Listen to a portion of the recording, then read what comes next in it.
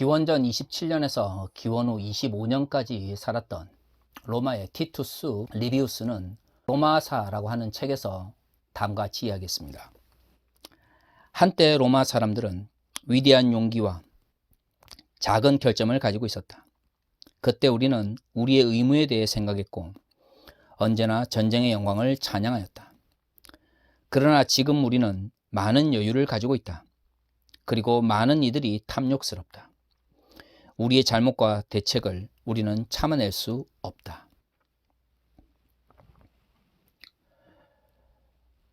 리비우스가 로마사 혹은 로마 건국사라고 하는 책을 쓸 때 로마는 한참 전성시대를 달리고 있었습니다. 그리스를 침략해서 그리스의 문화를 뺏어오기도 했죠. 하지만 이 전성기 때에 리비우스는 로마의 미래를 걱정했습니다. 왜일까요? 로마가 한참 전성기를 향해 나아갈 때에 과거의 로마와 다른 모습이었기 때문입니다.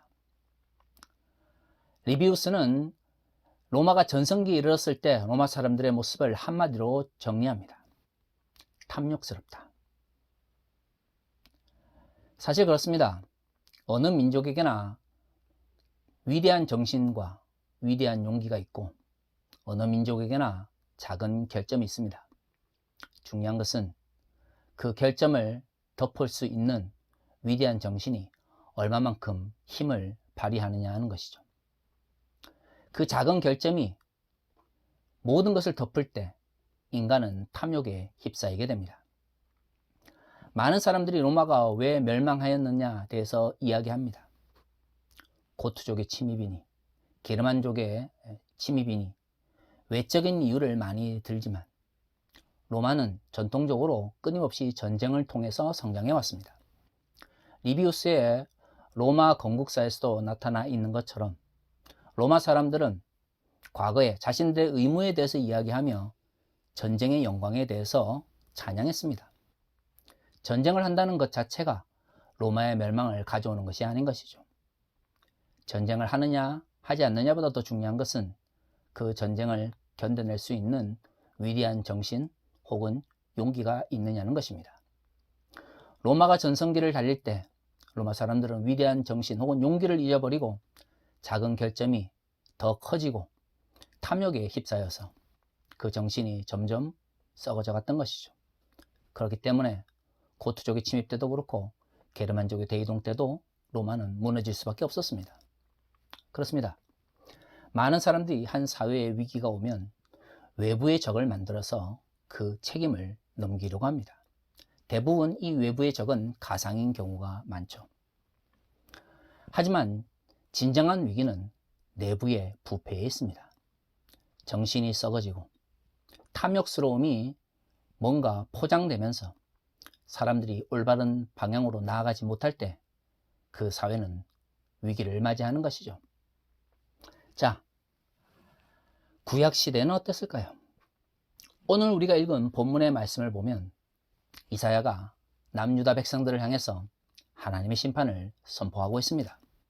그런데 하나님의 심판의 말씀을 들은 이 남유다 백성들의 행동이 굉장히 우습습니다. 자, 30장 1절 말씀을 볼까요? 여호와께서 이르시되 패역한 자식들은 화 있을진저 그들이 계교를 베푸나 나로 말미암지 아니하며 맹약을 맺으나 나의 영으로 말미암지 아니하고 죄에 죄를 더하도다.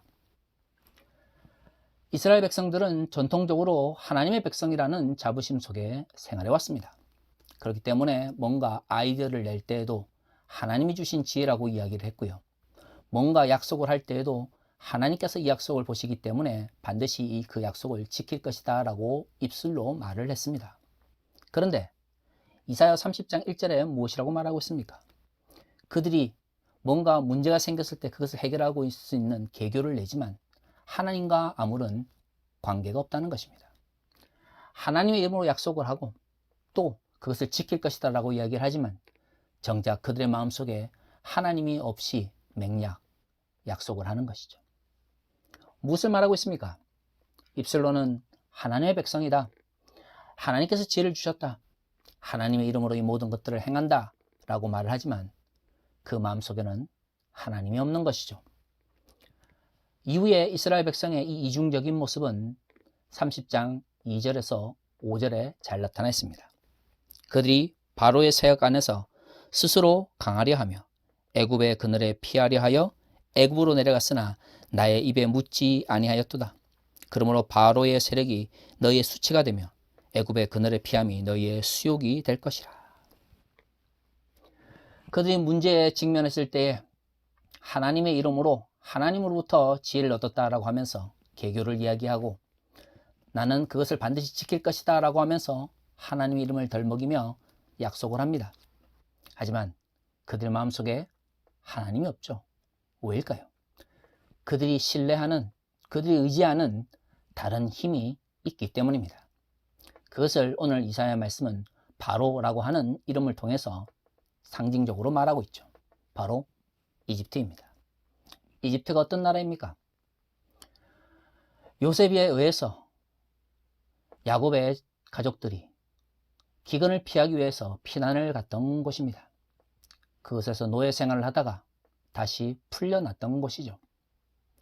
그럼에도 불구하고 끊임없이 이집트와 이스라엘은 굳건한 동맹관계에 있었습니다. 믿지만 의지할 수밖에 없는 그런 관계였던 것이죠. 그런데 문제는 이 이집트에 대한 의존도가 지나치게 높아진다는 것입니다. 어느 정도일까요? 입술로는 하나님을 이야기하지만 정작 마음속으로는 이집트에 대한 의존도가, 신뢰가 더 컸던 것입니다.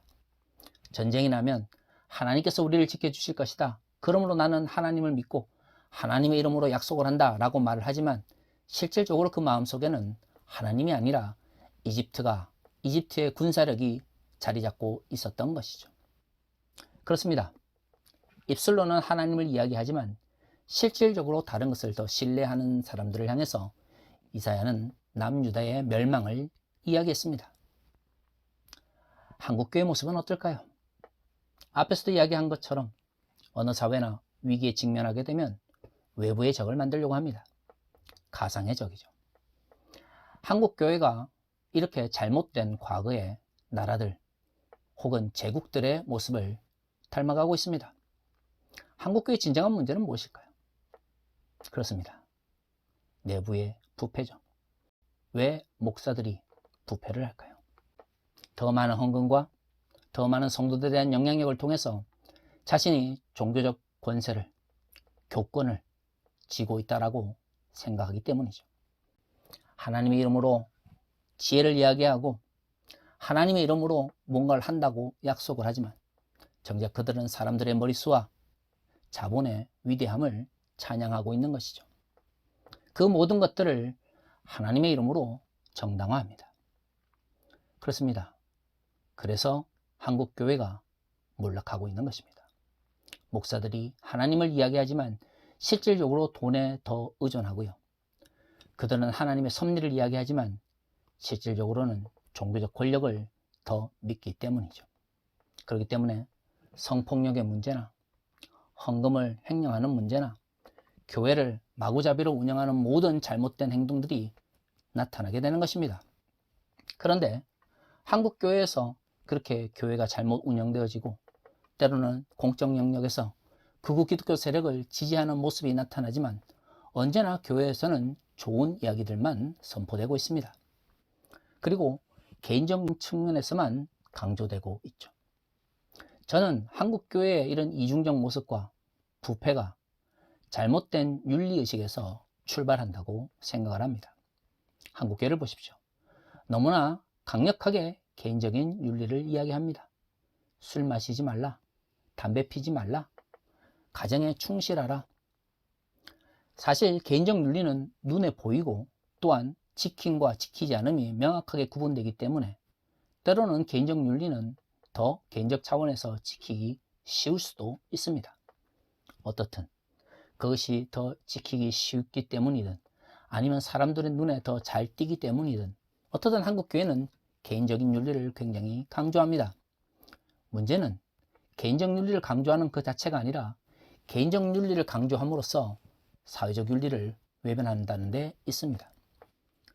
개인적인 윤리만 잘 지켜지면 사회적 윤리가 엉망이 되더라도 아무런 문제가 되지 않는 것이 한국 교회의 모습인 것이죠. 대부분의 개인적 윤리는 뭐에 집중되어 있습니까? 술과 담배의 문제에 있습니다. 70년대와 80년대 가부장적인 한국 교회 환경 속에서는 남성들에게 여자 문제가 없기를 많은 목사님들이 이야기했습니다. 또 다른 한편으로는 그렇게 개인적 윤리를 강조하면서 헌금 열심히 내라, 그 다음에 교회 주일 예배 참석해라, 꼬박꼬박 교회에 봉사하라 라고 하는 이야기들이 연결되어 있었던 것이죠. 재밌지 않습니까? 술, 담배 등 개인적인 윤리의 문제에 대해서 이야기를 하는데 왜 그것이 항상 헌금 많이 하고 주일 예배 열심히 나오고 교회 봉사 열심히 하며 목사님의 말씀을 잘 듣는 것과 연결되어질까요? 그렇습니다. 진정한 의미의 개인적 윤리가 아니라 교회의 권력을 강화하기 위한 방식으로 개인적 윤리가 사용되었기 때문입니다. 그러다 보니 개인적인 윤리를 잘 지키고 교회에 열심히 봉사하면 사회적으로 어떤 나쁜 행동을 하든 모든 것이 용서되었습니다. 많은 그리스도인들이 교회에 나와서 술, 담배 하지 않고 또 개인적 윤리적 차원에서 성윤리를 잘 지키면, 그리고 교회에 열심히 나와서 헌금 열심히 하고 목사님 잘 섬기고 교회 봉사 열심히 하면 그가 사회적으로 어떤 나쁜 일을 하더라도 다 용서를 받는 것처럼 이야기했습니다. 사실 죄에 대한 용서는 우리의 고백, 즉 회개를 통해서 하나님께서 베푸는 것임에도 불구하고 7, 80년대 한국교회에서 하나님의 용서는 목사님들이 대신 내려주는 것처럼 여겨졌습니다. 그렇게 개인적 윤리를 강조하면서 사회적 윤리는 외면을 받았죠. 그런 가운데 많은 그리스도인들이 사회적으로 성공하면서 높은 자리에 올라가고 사회적인 권력과 헤게모니를 지게 되면서 그들 스스로가 다른 사람을 차별하고 그리고 혐오하는 그러한 위치에 올라서게 되었습니다. 권력이 있어야 차별도 혐오도 가능한 것이죠. 그리고 많은 그리스도인이 사회적으로 더 높은 지위에 올라갈 때마다 한국 사회 속에서 그리스도인들의 사회적 윤리는 점점 땅에 떨어져 갔습니다. 이제는 뉴스에서 사회적 차별과 혐오를 당연한 것처럼 내뱉는 목사님들의 설교를 너무나 쉽게 들을 수가 있습니다. 사회적으로나 경제적으로나 정치적으로나 문제를 일으키는 많은 사람들 중에는 그리스도인들이 제법 많이 포함되어 있습니다. 그럼에도 불구하고 그들은 공적 영역에서 그들이 죄를 짓거나 잘못을 저지르는 것에 대해서 잘 회개하지 않습니다. 왜 그럴까요? 개인적 윤리만을 강조하고 그리스도인들은 개인적 윤리만 잘 지키면 마치 모든 사회적 윤리를 용서받는 것처럼 잘못 가르쳤기 때문입니다. 술과 담배를 하지 않고 또 가부장적인 구조 속에서 남성들이 다른 여자를 가까이 하지 않으면 마치 모든 문제가 해결되는 것처럼 한국교회가 가르쳤던 것이죠. 회사에서 돈을 횡령해도, 사장이 노동자들을 억압해도, 노조를 만들지 못하게 하기 위해서 불법의 방법을 사용해도, 정치적 영역에서 자신들의 욕심을 위해서 잘못된 방식으로 사회적 약자와 소수자들을 억압해도 그들이 교회 잘 나오고 목사님 말씀대로 술, 담배 하지 않고 집안에 충실하면 그 모든 사회적 제약들과 정치적 제약들이 용서받았습니다.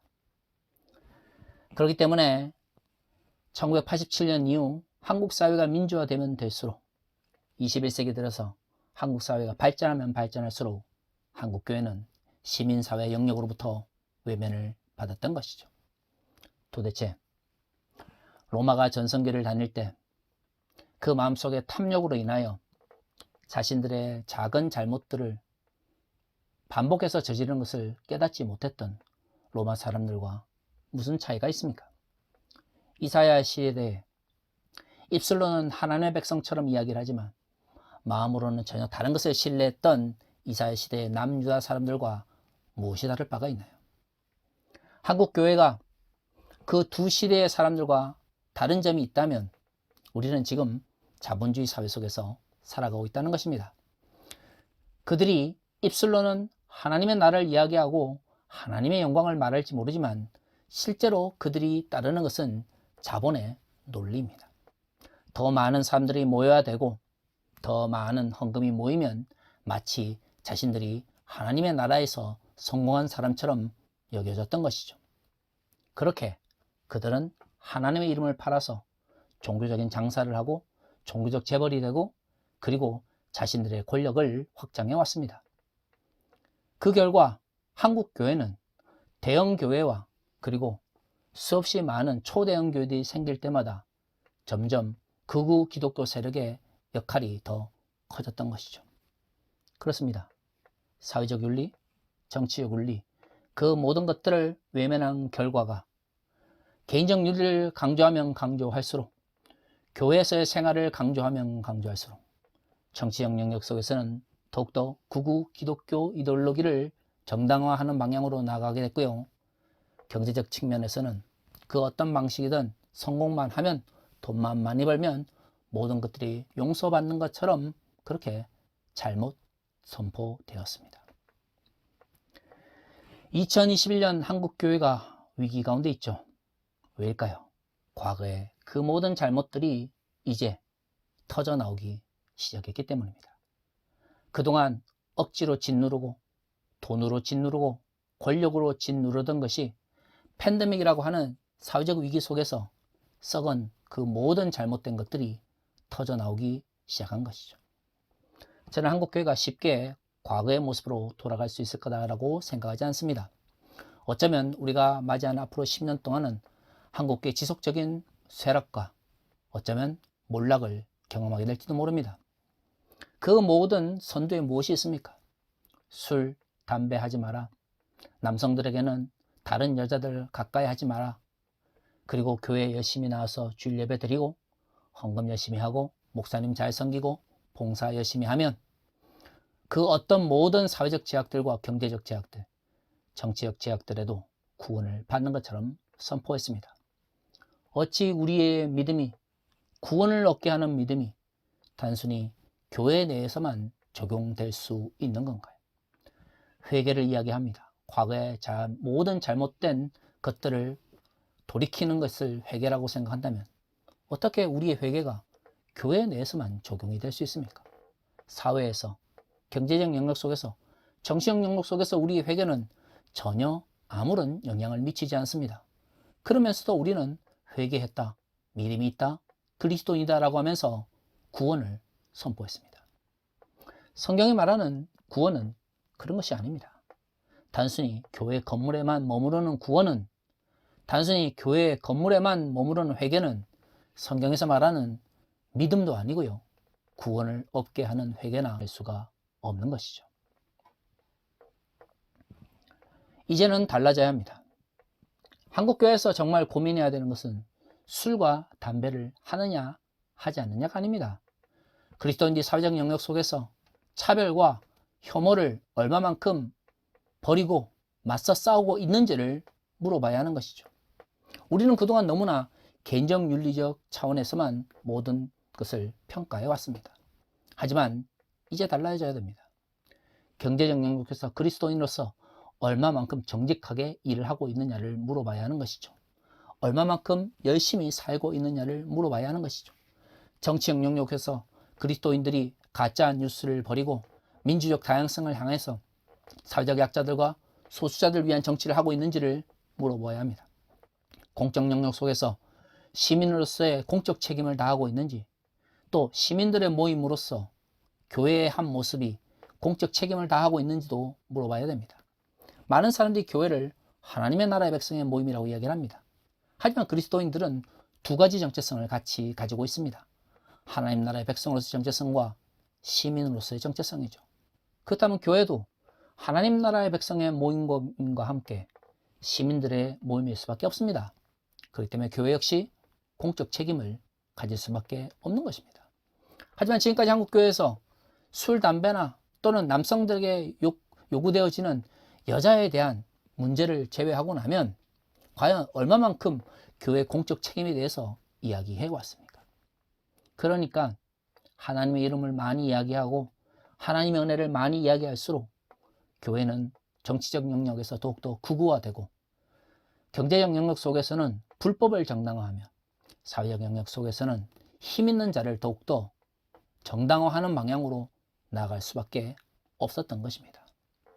사랑하는 성도 여러분, 진정 한국교회가 고민해야 되는 것이 술과 담배를 하느냐 하지 않느냐입니까? 그렇지 않습니다. 그리스도인이 공적 영역 속에서 얼마만큼 그 책임을 잘 감당하고 있는지, 교회가 가지고 있는 공적 책임을 얼마만큼 잘 감당하고 있는지 이제는 물어보아야 합니다. 언제까지 광주 민주화운동에 대한 모욕을 그리스도인들의 입속에서 들어야 합니까? 언제까지 우리가 과거 잘못된 군사 독재를 정당화하는 설교를 교회에서 들어야 합니까? 언제까지 사회적 약자들과 성적 소수자들을 혐오하고 차별하는 설교를 들어야 합니까? 여러분들이 사회적 차별과 혐오를 정당화하는 설교 앞에서 아멘하고 헌금 내고 그리고 목사님을 섬긴다는 명목으로 교회에 열심히 나갈수록 여러분들은 잘못된 한국교회 모습에 참여하게 되는 것입니다. 이제는 술, 담배의 문제가 아닙니다. 이제는 사회적 차별과 혐오의 문제에 대해서 한국교회가 고민해야 합니다. 그렇지 않다면 21세기 한국교회는 미움과 그리고 모욕 속에서 몰락해 갈 것입니다. 어쩌면 한국교회가 사회적 차별과 혐오를 정당화하는 한국교회 몰락이 정당한 것인지도 모르죠. 중요한 것은 지금부터라도 사회적 차별과 혐오에 반대하며 한국교회 몰락 이후에 하나님께서 새롭게 세우실 그 남은 하나님의 백성으로서의 그루터기를 지금부터 준비해야 합니다. 그 그루터기는 개인적인 윤리를 강조하면서 사회적, 정치적, 경제적 윤리를 모두 외면하거나 종교적 영역 속에서 열심히 일하고 봉사하면 사회적 영역 속에서 행해지는 모든 불법이나 잘못들을 정당화하는 과거의 왜곡된 믿음 체계를 버릴 수 있어야 합니다. 그것이야말로 진정 한국교회가 새롭게 하나님의 나라를 위하여 달려갈 수 있는 길입니다. 이제 여러분들의 교회에서, 아니 여러분들이 만나는 그리스도인들 중에 술, 담배 하지 않기 때문에 나는 그리스도인으로서 정말로 잘 살고 있다 라고 말을 하면서 사회적 영역이나 정치적 영역, 경제적 영역 속에서 혹시 자신들의 불법과 잘못된 행동들을 정당화하는 사람들이 있다면 그들을 향하여 비판의 목소리를 높이십시오. 그것이야말로 진정 하나님의 나라를 준비해가는 새로운 하나님의 백성의 모습이 될 것입니다. 다 같이 기도하겠습니다.